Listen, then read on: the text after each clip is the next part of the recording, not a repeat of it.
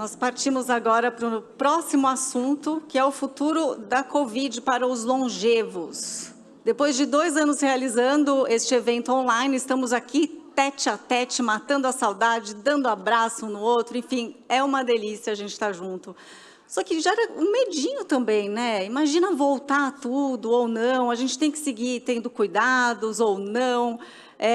Gera uma insegurança muito grande esta questão, e por isso tem agora uma curadoria muito rica deste painel. Olha só quem vai participar para falar sobre Covid.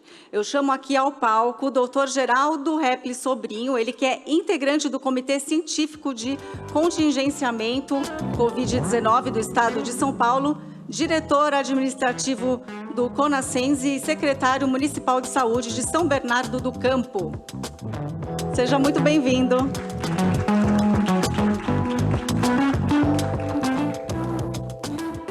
Também aqui com a gente, Gilberto Natalini, ele é idealizador do Congresso Municipal sobre Envelhecimento Ativo. E é impressionante, chamando o Natalini aqui, depois eu vou chamar o Kalash, são 2 nomes que, se vocês que estiverem acompanhando vários painéis aqui da longevidade, vai ver que eles são sempre muito citados, ou seja, são as sumidades neste tema da longevidade. Obrigada pela presença, Natalini.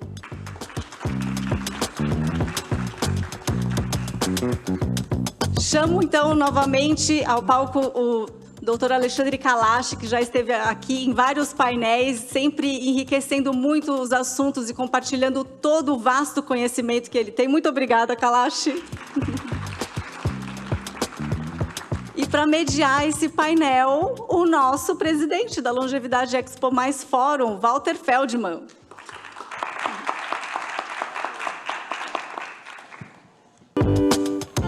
Tudo bem, pessoal? Só para vocês saberem, eu que pedi para entrar, viu? Porque com esses 3 aqui, eu falei, eu quero estar junto com eles, não é possível. Quero, em primeiro lugar, dizer o seguinte, olha, Geraldo, você que chegou agora, aqui está uma maratona de painéis e debates sobre todos os temas imagináveis relacionados ao longevo. Então, o pessoal se cansa, vai comer alguma coisa, vai dançar um pouco aí no pavilhão, vai visitar os estandes. Então, o fluxo é um fluxo intermitente, e para compensar isso, nós temos uma transmissão direta por 3 canais de YouTube, onde nós sabemos que a audiência está muito boa, e também por transmissão da Rede Vida de televisão em canal aberto. Então, nós estamos do Brasil inteiro sendo acompanhado também com informações muito positivas da nossa audiência. E nós achamos muito importante fazer esse painel para que pudéssemos demonstrar o que aconteceu na Covid em relação aos longevos, mas também uma perspectiva de como a gente, com toda essa experiência acumulada, devemos tratar de assunto tão relevante. O Geraldo é uma figura muito conhecida e respeitada no mundo da gestão pública na área de saúde, e tem uma representação nacional por conta dos secretários municipais de saúde, que tiveram um papel, eu diria, talvez dos mais relevantes, quase salvadores, juntamente com o Estado, na questão do combate à Covid-19. Então, nós combinamos o seguinte, o Geraldo faz uma apresentação, depois nós passaríamos aos comentários nacionais e internacionais do Natalini e do professor Kalash. Tá bom assim? Geraldo, tens a palavra.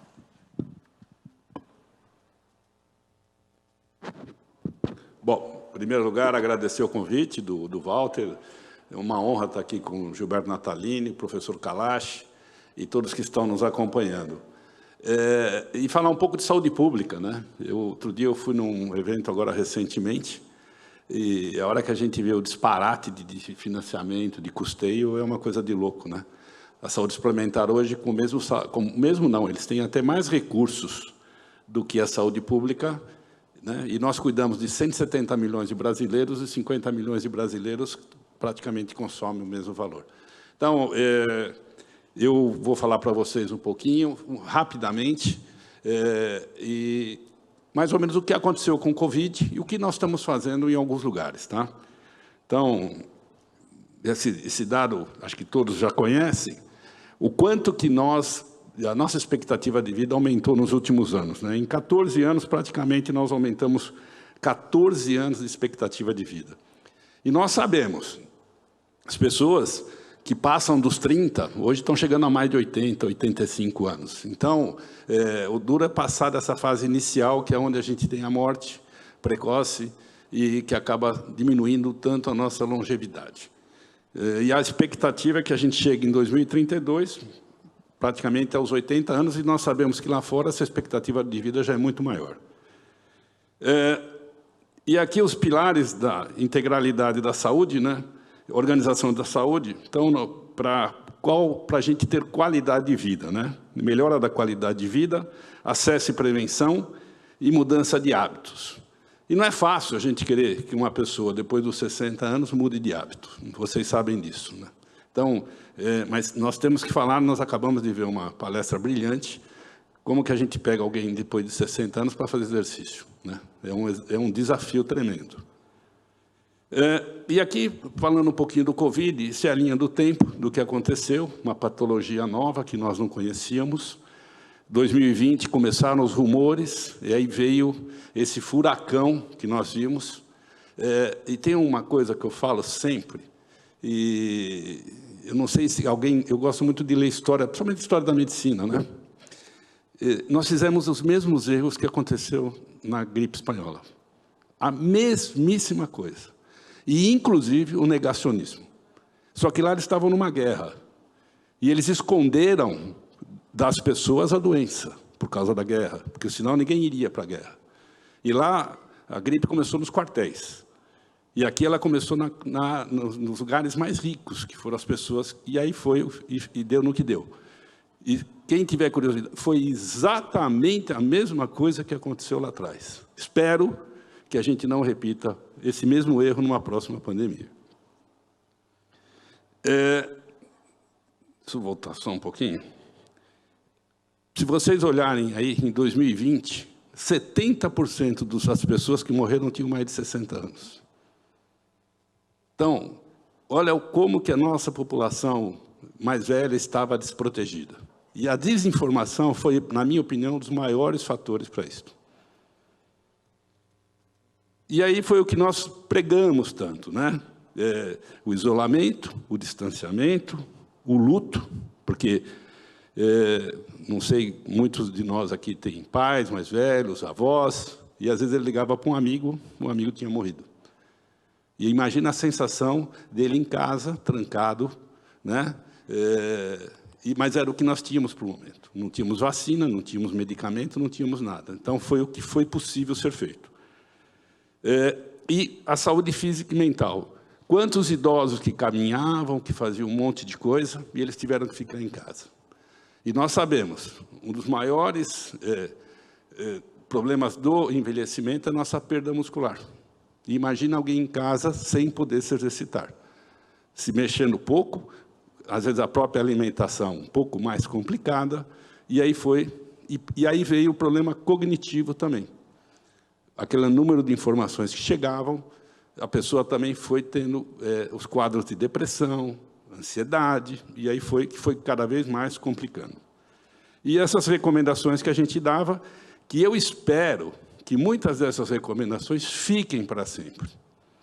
Por exemplo, lavar as mãos, né? Tão simples. Uma das coisas, na minha opinião, que foi uma das melhores coisas que aconteceram, é a viagem de avião. Aquela coisa de você descer. Você lembra? A gente parava o avião, todo mundo pulava, aparecia para pegar a mala e tal. Hoje foi uma coisa que nós estamos educados, desce por fileira e tal. É isso que nós vamos ter que fazer. E nós temos que continuar pregando essas coisas, principalmente na nossa população mais velha. E o futuro, né? Qual vai ser o futuro do Covid? Tá? Foi o que está acontecendo agora? Todo mundo está percebendo uma redução do número de casos, tá? Casos menos severos, em função praticamente da vacinação, e uma rede de assistência bem mais preparada. Nós, como médicos, se todos recordarem, deve ter muitos médicos aqui na plateia, não podemos dar corticóide com antibiótico, não podemos dar corticóide com infecção. E depois nós vimos que o corticóide realmente foi uma coisa milagrosa nos momentos exatos. E nós aprendemos com essa doença. Eu acho que a ciência nunca evoluiu tão rápido como evoluiu nesses últimos 3 anos. E agora isso, como retornar à rotina? Eu acho que nem nós ainda... Nós eu não digo porque acho que o pessoal de saúde não parou de trabalhar, né? Nós trabalhamos praticamente diuturnamente, todo o tempo. E aqui cabe uma observação, né? O Gilberto é um dos caras que os dois, o Gilberto e o Walter, que são batalhadores do SUS. O SUS sempre foi o patinho feio. Agora, se a gente não tivesse o SUS, pessoal, esse país sucumbiria. O que nós fizemos de vacinação, 2 bilhões de doses de vacina aplicada. Quer dizer, olha o que o SUS fez. Só que, infelizmente, as pessoas já esqueceram disso. O SUS está voltando a ser o patinho feio novamente. Nós estamos apanhando o que vocês não imaginam. Que agora, tudo aquilo que ficou represado, a população quer resolver aquilo em 1 mês ou 2. Nós vamos demorar muitos anos para resolver. Mas é importante que a gente bata sempre nessa tecla. O SUS é um sistema fantástico. E eu falo, o outro sistema é o sistema suplementar. O nosso sistema único é o SUS. E aqui, um pouquinho dos sequelas do Covid. Tem trabalhos mostrando hoje que 80% das pessoas, mesmo quem teve Covid leve, ele tem algum tipo de sequela. Ou é queda de cabelo, unha fraca, e por aí vai. Tá? E aí, às vezes, as pessoas, né, quem faz clínica está percebendo. A pessoa ele tem um momento temporal que ele fala. Ele falou, depois daquele momento eu comecei a perceber. E, às vezes, nem percebeu que teve algum tipo de sequela. E isso é o que nós temos que trabalhar agora, que nós estamos trabalhando agora, tentando resolver o que nós vamos fazer com essas sequelas, mesmo as menores. E sem contar as grandes, né? Principalmente as sequelas cognitivas, que são muito fortes. Sequelas musculares, respiratórias. Tá? Então, aí esse slide, ele mostra mais ou menos, aí temos 33 tipos de sequela, mas a gente calcula que tem mais ou menos 80 tipos de sequelas que ficaram no pós-Covid. E aí, os planos de ação, entre outros, a vacinação. Está começando, espero que não seja, mais um novo pico de novo, parece. A gente não sabe ainda se é uma nova cepa. Tá? Aqui no Brasil, os dados estão caindo, mas lá fora, nós estamos começando de novo a ter uma curva ascendente. A gente ainda não descobriu se isso vai ser uma cepa nova ou está pegando aquelas pessoas que não foram vacinadas.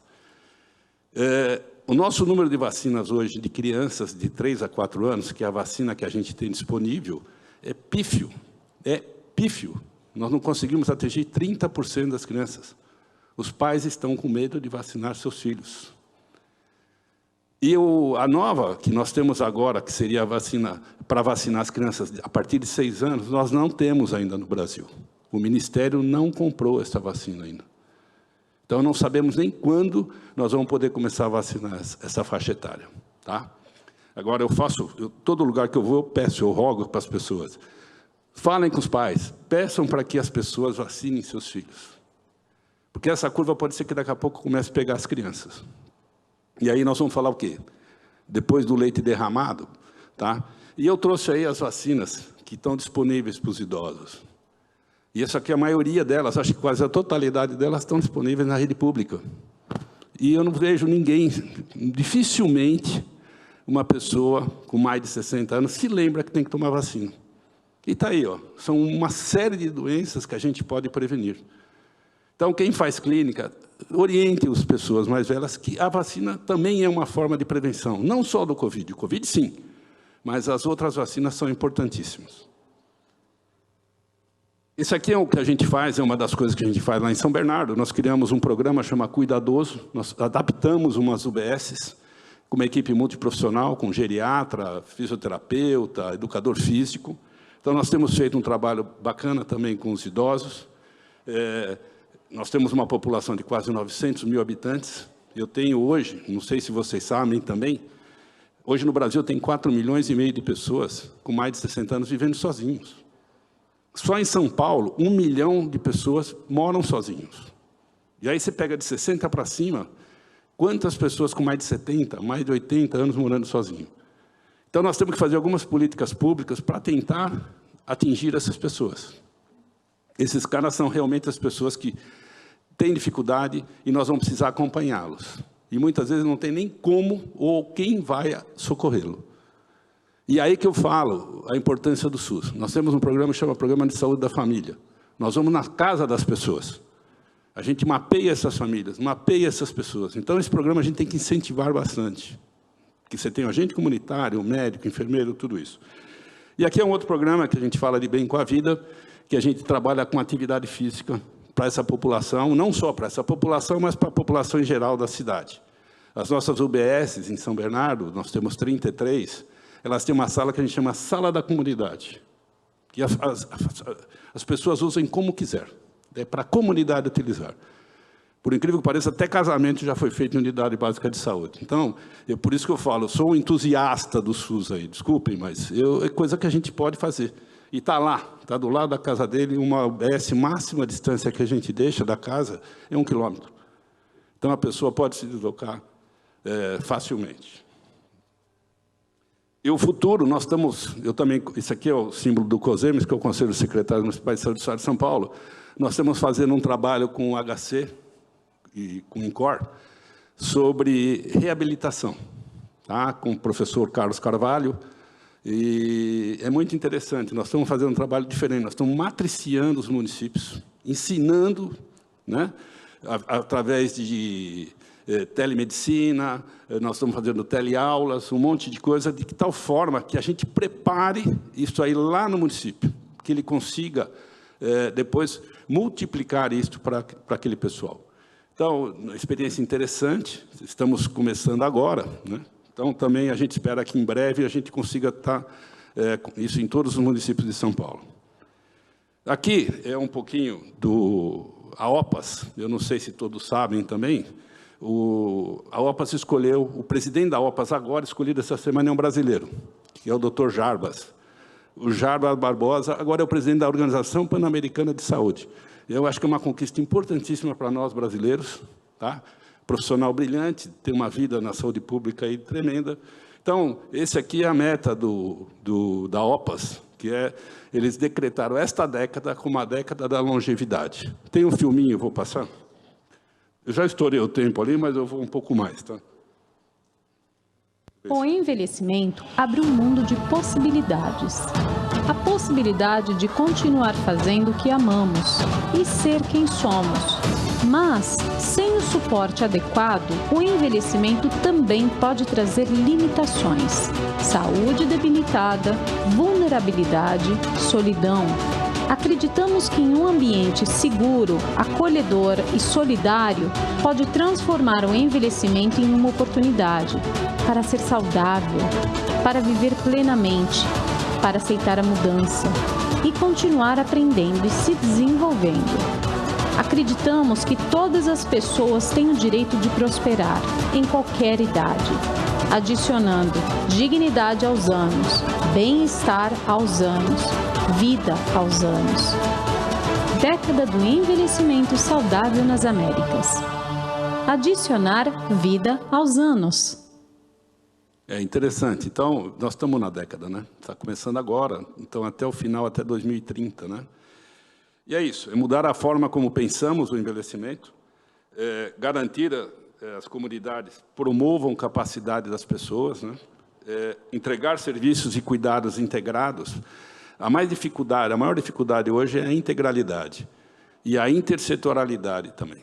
Os profissionais entenderem que têm que trabalhar junto, né? Já foi o tempo que o médico era o topo da pirâmide hoje. Hoje nós estamos num grupo que todos têm que trabalhar juntos. E nós temos que entender muito bem isso, principalmente com o envelhecimento. E acesso, né? O grande problema hoje do Brasil sempre é o acesso das pessoas. E é isso. Covid, assim como muitas doenças, será classificado como endemia. Eu creio que a Covid veio para ficar e vai ficar aqui conosco, provavelmente, para sempre, como é a gripe e a influenza, né?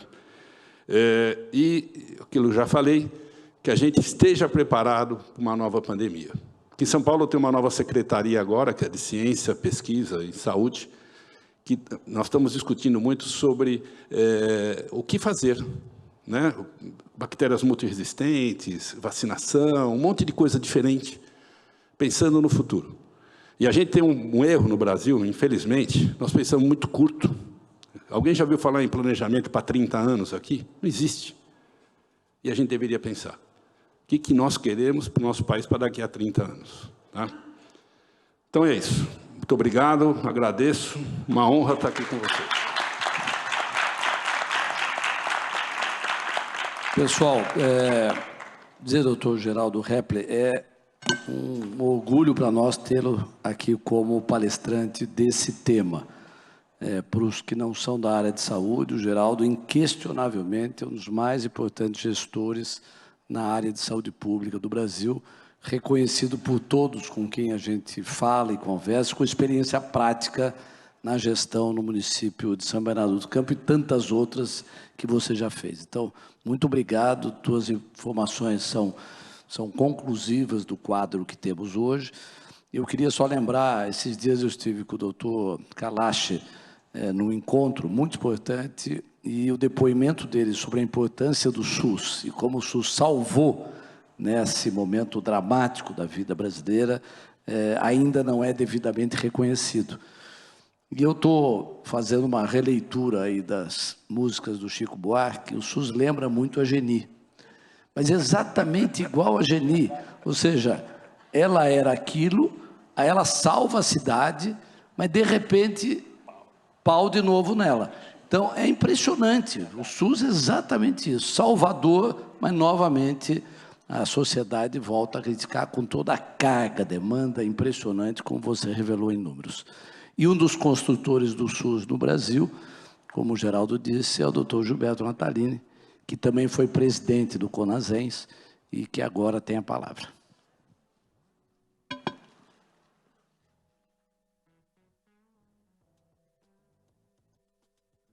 Bom, boa tarde para vocês. Obrigado pelo convite da organização do evento. Cumprimentar o Geraldo, cumprimentar o doutor Kalash, o Walter Feldman, o Valtinho, para nós, para quem conhece. Cumprimentar vocês. Eu queria dizer, se o SUS pode ser, vamos dizer, apelidado assim de Geni, eu concordo com a comparação, a gente sabe que é assim. Nós fizemos o parto da Geni, depois casamos com a Geni, estamos casados até hoje, e vamos morrer junto com... Certo ou errado? Nós vivemos para o SUS, nós vivemos para isso. É o grande plano de saúde pública do povo brasileiro, né, sofrido desde a Constituinte, quando nasceu. Ele foi subfinanciado, teve muito menos dinheiro do que merecia, do que precisava, e de alguns anos para cá ele está desfinanciado, cada dia mais desfinanciado. Em particular, por parte dos recursos da área federal, do Ministério da Saúde, do governo federal, que é quem deve na praça pôr dinheiro. Porque os municípios, Geraldo é secretário de São Bernardo e presidente do COSENS, eu fui presidente do COSENS 2 vezes há 22 anos atrás, ele agora está com essa bucha para enfrentar e está enfrentando bem. Ele sabe que a média de colocação de recursos dos municípios no SUS é 30%, 25%, 30% cada município. Então, os municípios carregam nas costas. Na pandemia da Covid, a parte da população, o setor da população que foi mais afetado foi, de fato, as pessoas com mais de 60 anos. Isso é fato, né? O Geraldo falou aqui. E a Covid veio muito rapidamente, se esparramou, se espalhou muito rapidamente e tinha uma mortalidade enorme. Então, um vírus realmente, né, assanhado, vamos dizer, para o mal, tá certo? Aqui no Brasil, nós tivemos 700 mil mortos, com causa. Qual foi a causa? O negacionismo e o desleixo das autoridades federais de enfrentar a pandemia desde o primeiro dia. É porque falta de ar, é porque vira jacaré, é porque não compra, é porque não sei o quê, e foi indo. Quando os municípios e os estados fizeram pressão, que o governo federal entrou e comprou a vacina, nós começamos a dominar e segurar a pandemia, mas aí já tinha 700 mil mortos, né? A grande maioria deles, pessoas longevas, pessoas idosas, porque a doença, a característica dela, quem tem menos resistência imunológica é quem vai primeiro. Então, isso aconteceu, tá certo?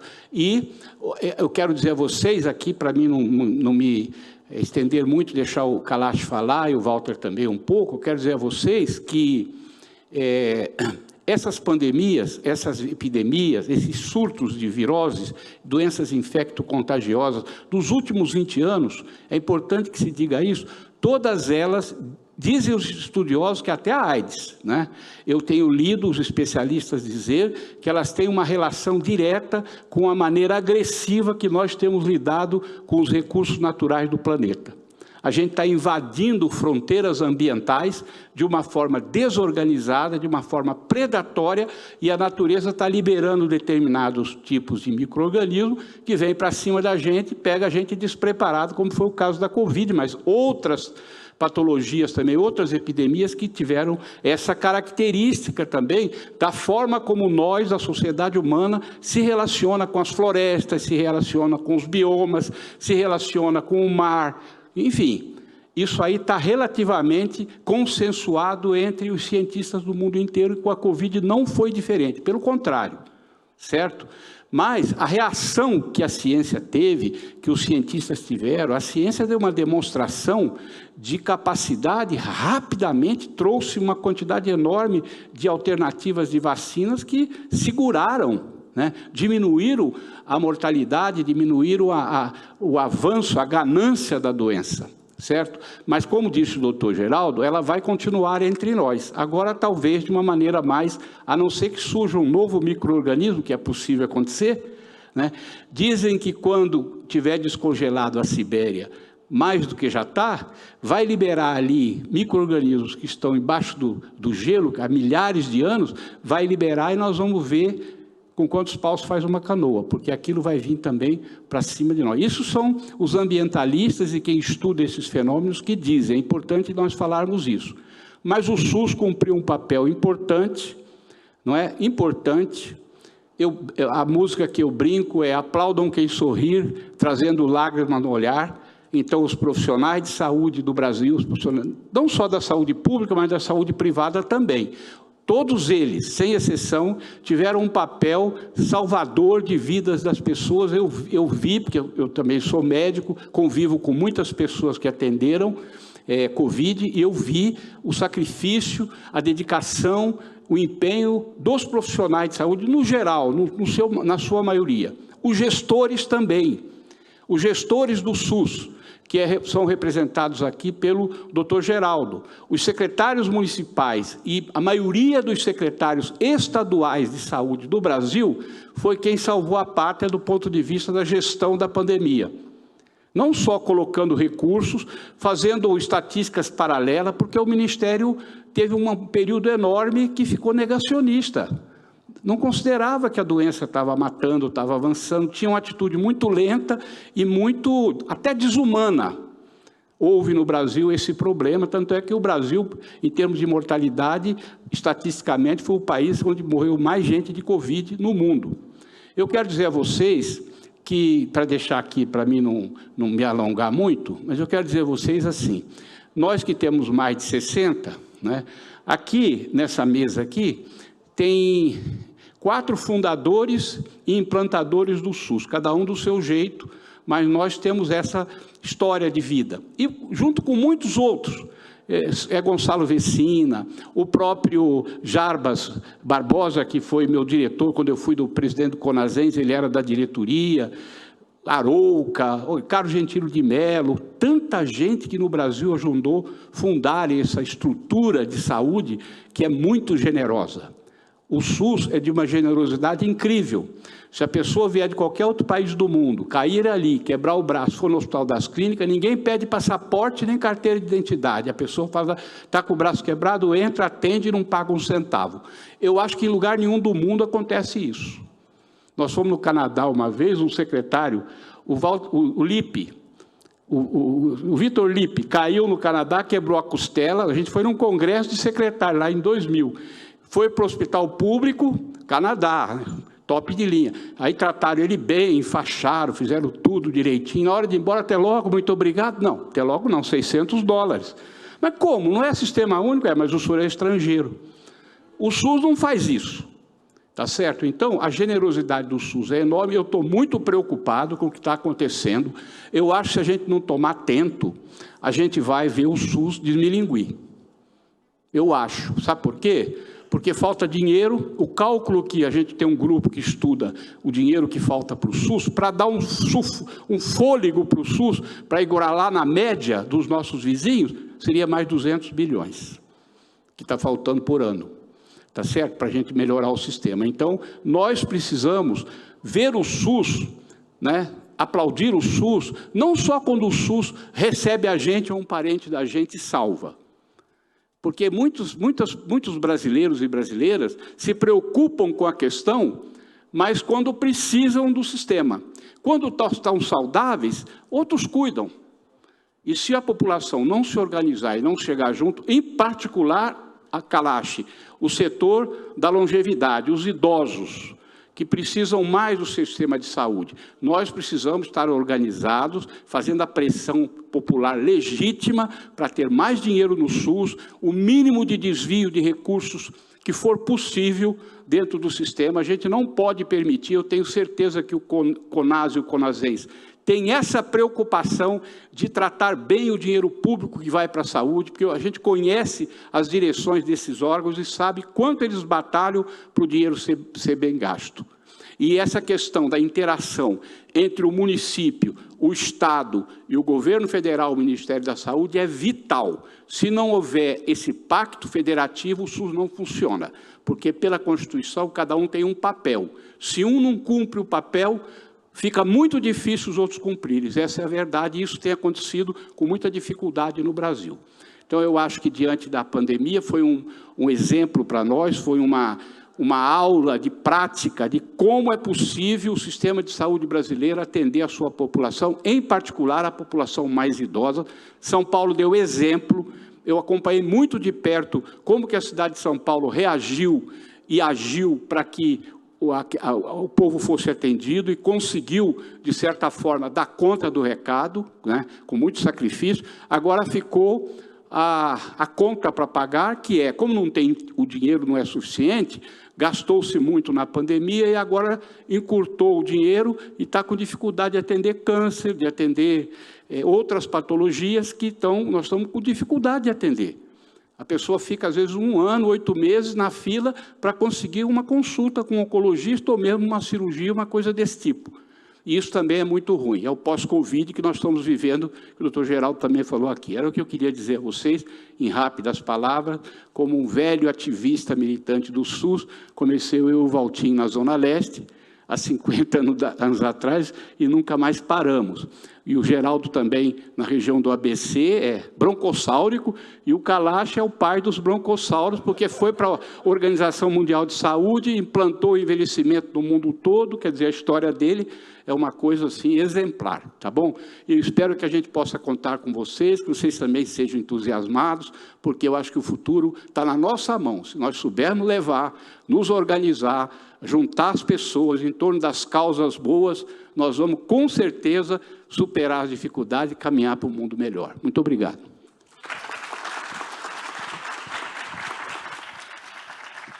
Esse é o Gilberto Natalini. Para quem não conhece, o Gilberto talvez seja o único político que eu conheço que aprofundou 2 grandes temas, a saúde e o meio ambiente. Vocês viram um pouco na fala dele essa conexão brilhante. Normalmente os políticos tratam de um tema, mas um pouco superficial. Ele não, ele foi fundo. E outra característica interessante é que ele deixou de ser político e continua militando como se fosse, talvez até um pouco mais. Então, nossa saudação a essa, que é uma das figuras mais heróicas na luta da sociedade brasileira. Gilberto, você sabe o carinho e a admiração que eu tenho por você.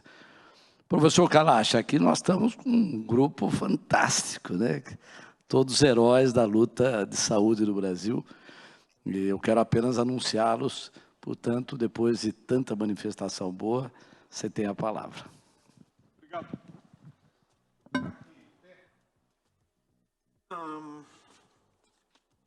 Muito obrigado. Na verdade, eu não estava escalonado para falar.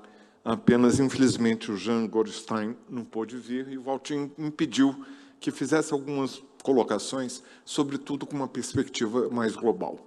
Mas, provocado pelo Geraldo, eu gostaria de deixar bem claro que uma das manifestações do Covid longo é perder o cabelo. O meu cabelo caiu antes do Covid, ok?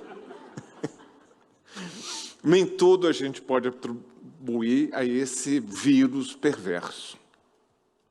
83% das pessoas com mais de 60 anos dependem única e exclusivamente do SUS. E se a gente sobe para 80 a mais, que são os mais vulneráveis e que têm a maior taxa de doenças crônicas, essa proporção aumenta. E, Geraldo, você disse tão bem, quando a gente mais precisa de cuidados de saúde, mais penalizado a gente fica, porque fica insustentável continuar pagando aquele plano de saúde. Então, o SUS é fundamental. Vamos ver como isso fica no panorama internacional. Os Estados Unidos foi o campeão do número de mortes por Covid. É o país mais rico, é pelo menos o produto nacional bruto mais alto do mundo. Mas tem uma característica como a nossa, muito desigual. E o que resultou da combinação da desigualdade nos Estados Unidos, que é o número 37 em termos de esperança de vida ao nascer, e que tem uma esperança de vida com qualidade de vida, aquela esperança de vida saudável, mais baixa ainda, porque é muito desigual. E quantos consultores americanos a gente chama para o Brasil para nos aconselhar como gerir os nossos programas de saúde? Não, fica em casa, pelo amor de Deus, resolve seus problemas aí, porque vocês só virão aqui para atrapalhar. Então, essa é uma questão fundamental que a gente tem que perceber, que o que falta aos Estados Unidos é exatamente um SUS. E por isso eles estão pagando essa conta tão cara. Eles gastam de $10 mil por ano per capita em saúde e não conseguem se aproximar, mesmo que longínquamente, de países que são mais pobres, menos desiguais, mas que têm um Serviço Nacional de Saúde. Então, esse bem precioso não é de admirar que esteja sob o ataque. E vai continuar. Essa questão vai voltar à pauta e nós vamos ter, todos nós, temos que ser defensores inequívocos dessa grande conquista civilizatória que está sob ameaça, que é nós mantermos o nosso Sistema Nacional de Saúde. A pandemia também mostrou, e a Covid longa está demonstrando ou comprovando, que nós temos uma epidemia, uma pandemia da solidão. Ela já existia, já estava lá, mas as mazelas nacionais e internacionais, elas não foram inventadas pela Covid, apenas se descortinaram. E o que é que nós estamos vendo? Que nós tínhamos 4 milhões de pessoas idosas que viviam só, ou mais 8 milhões apenas com cônjuge, muitas vezes ele ou ela doente. Muitas vezes com problemas graves de saúde, inclusive doença de Alzheimer. É uma parcela da população, estamos falando de 12 milhões de pessoas idosas, dos 33 milhões que nós temos, que é particularmente vulnerável, e isso ficou taxado. E uma das consequências mais desumanas que a gente teve do Covid no Brasil e no mundo, mas principalmente aqui, você também falou, Geraldo, é a questão do luto que não foi abraçado, do luto que não foi acalentado, do luto que recebeu das autoridades escárnio, deboche. Isso é intolerável. Como que a gente pode se sentir orgulhoso de ser um país que tem 3% da população mundial e 11% das mortes? E aqueles que morreram, como você falou, Geraldo, eles deixam para trás uma viúva, um viúvo, um avô, mas também um neto. Como fazem falta 700 mil pessoas que morreram, 2/3 delas, precocemente, sem necessidade de terem morrido e que fazem faltas porque quantas vezes, quando morria o avô, eram os netos que não tinham o que comer, porque aquela família dependia única e exclusivamente daquela renda que vinha da pessoa idosa, e a vovó morreu e a criança ficou sem comer, o filho ficou sem como pagar a eletricidade, para buscar no Wi-Fi uma possibilidade de um trabalho. Então, tudo isso são efeitos colaterais e o mundo vai continuar sob ameaça. Porque a Natalina não podia concordar mais. A gente trata a Mãe Terra da forma como está tratando, e ela tem um arsenal de outros micróbios. Quando eu era estudante de medicina, dengue era uma nota de rodapé. E, de repente, a gente tem aqui as pessoas morrendo de novo de dengue. E, pelo amor de Deus, a gente pode voltar a ter poliomielite, que já está circulando nos esgotos da cidade de São Paulo. Isso tudo significa que um país que as pessoas têm um smartphone na mão, mas os pés no esgoto, porque 50% da nossa população não tem acesso a esgoto sanitário, a saúde pública é extraordinariamente precária, e se não fosse o SUS e a nossa defesa desse SUS, a gente pode desencadear muitas outras pandemias ou epidemias, como a gente já está observando. E, no final, apenas uma questão que eu acho importante ressaltar. Com populismo, a gente não vai longe nunca. Eu, como você sabe, Valtinho, moro metade do tempo aqui, no Brasil, metade do tempo em Londres, ou na Espanha, com sistemas de saúde que também estão sob ameaça por causa das políticas neoliberais que estão sendo cada vez mais implementadas no Reino Unido, tanto que saiu da União Europeia, na Espanha, que tem todo um populismo também de ultradireita avançando. E eu só queria lembrar que, há uns 5 anos atrás, a primeira-ministra Theresa May, quando descobriu que tinha muita solidão, resolveu criar um Ministério da Solidão.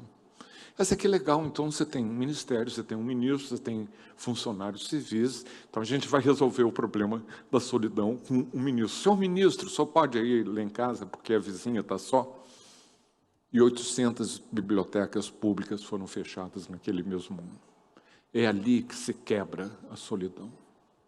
É mantendo aquela biblioteca, aquele espaço público, onde alguém com um problema de saúde mental pode entrar e sair, sem que ninguém lhe pergunte: o que o senhor está fazendo aqui? É onde aquela mãe solteira que sofre de solidão pode levar suas crianças a encontrar seus pares, outras mulheres que também têm filhos e também serão acolhidas naquele espaço. É onde uma pessoa idosa que não tem o suficiente em termos de recurso para pagar a calefação e vai para a biblioteca pública no inverno rigoroso do Reino Unido para poder se manter aquecida. São esses os sinais civilizatórios que a gente tem que buscar. Não é com populismo, não é com ministro ou ministra da solidão, mas sim com decência e com responsabilidade que nós, sociedade civil, temos que cobrar. Obrigado.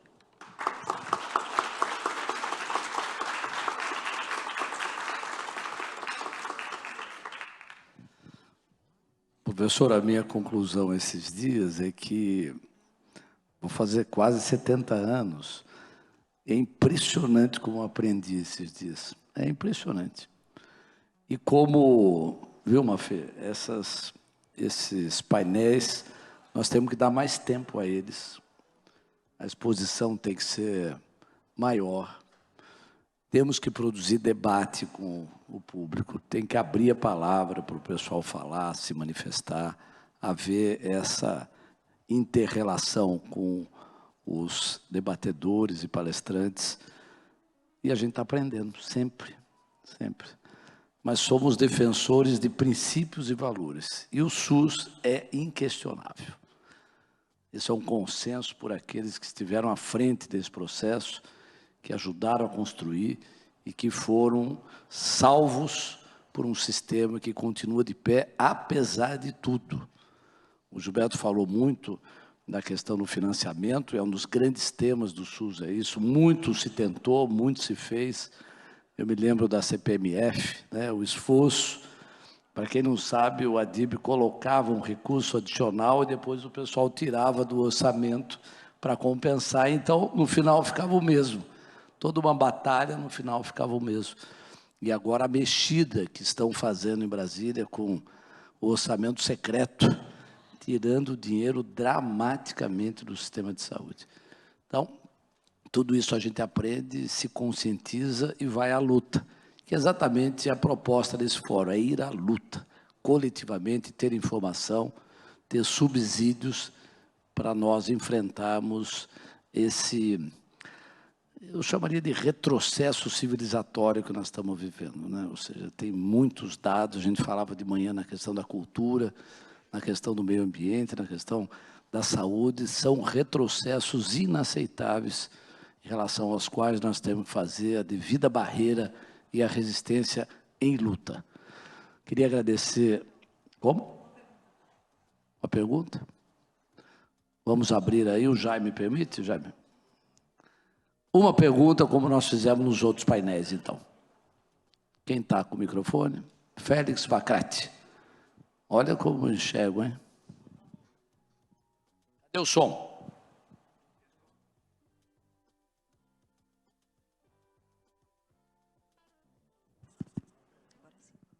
Na verdade, uma boa tarde para todos. Realmente o evento é muito, o tema é muito importante.